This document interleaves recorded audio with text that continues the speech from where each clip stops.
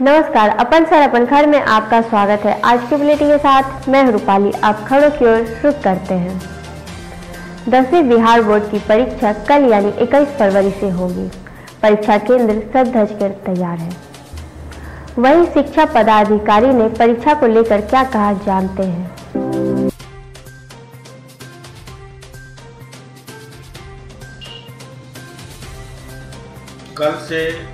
कल अर्थात 21 फरवरी से 28 फरवरी तक प्रवेश प्रारंभ होने जा रही है। इसमें जितने भी अपेक्षित बेंच डेस्क इत्यादि उपस्तर की व्यवस्था, शिक्षकों की व्यवस्था और जिला प्रशासन की तरफ से दंडाधिकारी, गश्ती दंडाधिकारी, स्टैटिक दंडाधिकारी, जोनल मजिस्ट्रेट ये सब प्राधिकृत कर दिए गए हैं।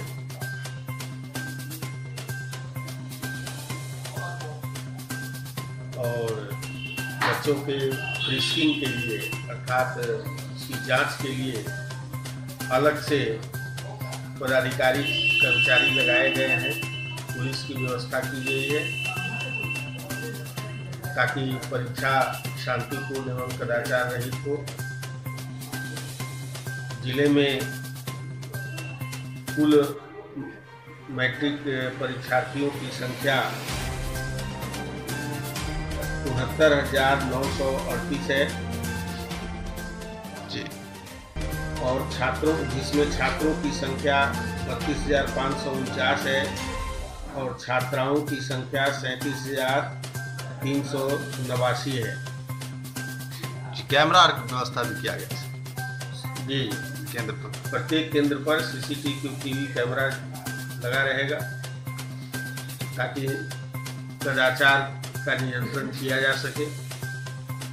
सभी परीक्षार्थी और शिक्षक, केंद्राधीक्षक, जो भी कर्मचारी गण है, पदाधिकारी गण है, सब उस कैमरे के घेरे में आएंगे। किसी की भी साहस नहीं होगी कि हम कदाचार को बढ़ावा दें, ऐसी व्यवस्था कर ली गई। वहीं दूसरी ओर परीक्षा को लेकर ट्रेनों में काफी भीड़ देखी गई।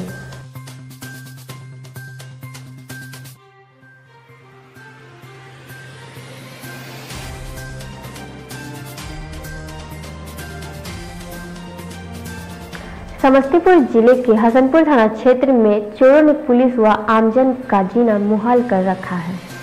एक रात में बाजार के कई दुकानों में हाथ साफ कर लेता है।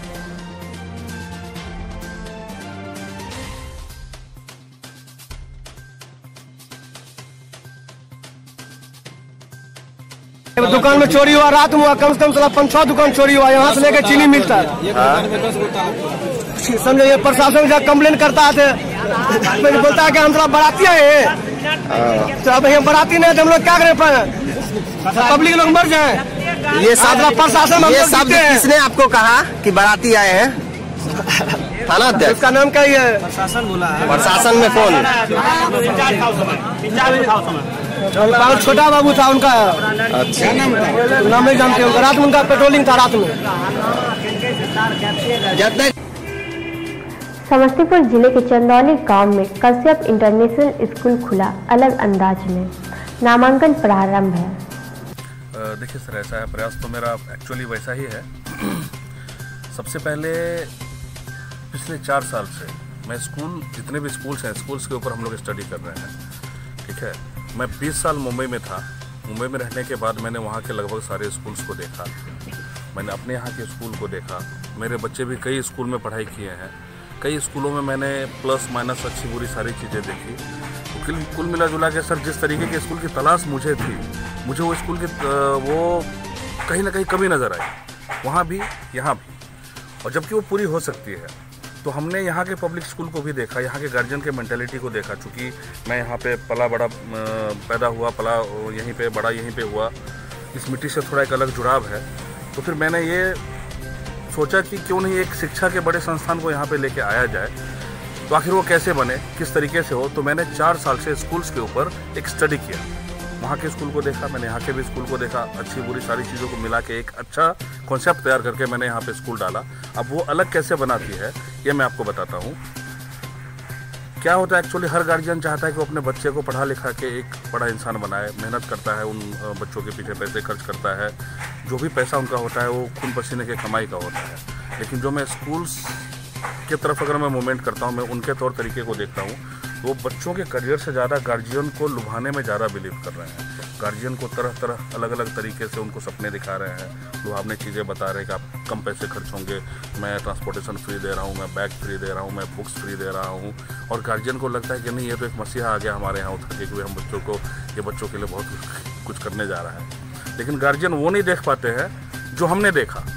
गार्जियन क्या सोचते हैं कि सस्ते में हमारे बच्चे की अच्छी पढ़ाई हो रही है। हमने देखा कि वो कहीं ना कहीं तो मैनेज कर रहा है स्कूल, तो वो जहाँ पे मैनेज कर रहा है, आज मैं देख रहा हूँ कि कई प्राइवेट स्कूल के टीचर्स, ऐसे स्कूल्स के टीचर्स हमारे पास आते हैं इंटरव्यू देने के लिए और 2 मिनट अपने बारे में खुद को इंग्लिश में डिस्क्राइब नहीं कर सकते। ऐसे टीचर्स उन स्कूल के बड़े टीचर्स में काउंट होते हैं। ऐसा टीचर अगर वो स्कूल को छोड़ दे तो उस स्कूल की बुनियाद हिल जाती है। इस स्कूल को हमारे जिन टीचर्स को हमारे यहाँ एक नॉर्मल टीचर के रूप में भी जगह नहीं मिल रही है, क्योंकि वो हमारे एक फर्स्ट राउंड के इंटरव्यू को भी पास नहीं कर पा रहा है। तो हम सोचते हैं कि बच्चों को क्या वो लोग शिक्षा देंगे, समझ में नहीं आ रहा है मुझे। हमारा ये एक स्कूल है जो पहला स्कूल शायद होगा पूरे ज़िला में जो हमारे कैंपस के अंदर बच्चों को 2 ही लैंग्वेज में बात करना अलाउड होगा, एज वेल एज टीचर्स को भी 2 ही लैंग्वेज में बात करना अलाउड होगा। एक इंग्लिश, दूसरा संस्कृत। संस्कृत हमारे बच्चों को संस्कार देती है। संस्कृत हमारा पहला भाषा है, राष्ट्रीय भाषा है, जो देव भाषा है हमारा, जिससे हमारे बच्चों में संस्कार आता है। और हम देख रहे हैं स्कूल्स में संस्कृत की तो पढ़ाई ही बहुत लेट से शुरू होती है, संस्कृत का कोई नामो निशान भी नहीं है। तो हमने अपने यहाँ क्लास 1 से संस्कृत भी रखा है। तो भाषा पहले तो अंग्रेजी पूर्णतः अंग्रेजी वातावरण का हमारा ये विद्यालय है, क्योंकि अंतर्राष्ट्रीय विद्यालय है। तो यहाँ पर मैं अंग्रेजी और संस्कृत यही 2 भाषा में बात करना अलाउड होगा। दूसरा, यहाँ पर जो टीचर की टीम होगी उनको एक बहुत ही कठिन परीक्षा से उतर कर आना होगा।